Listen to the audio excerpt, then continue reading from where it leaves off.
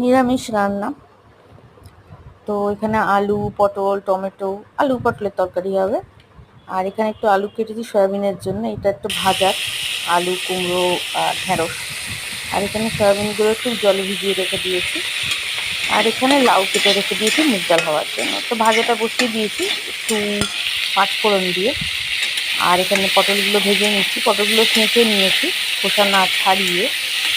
তাতে বেশ পটলগুলো একটু ওই মুড়ে মুড়ে যায়, বেশ দেখতেও ভালো হয়, খেতেও ভালো হয়, সে ভাজাই হোক বা তরকারিই হোক। আর ভাজাটা হতে সময় লাগে, গ্যাসটাকে সবসময় তো বাড়িয়ে রাখা যায় না।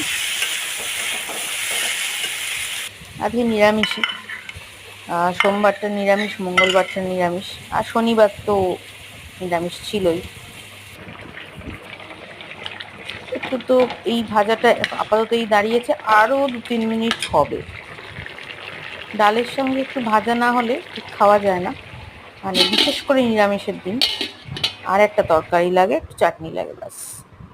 আর সেভাবে কিছু লাগে না, যদি রান্নাটা ভালো হয় তো, মানে খেতে ভালো হয়। এখানে লাউটাকে মুগ ডাল ভেজে নিয়ে লাউটা সেদ্ধ করে নিয়েছি কাঁচা লঙ্কা আর টমেটো দিয়ে। সয়াবিনটা জলটা সোক করে নিয়ে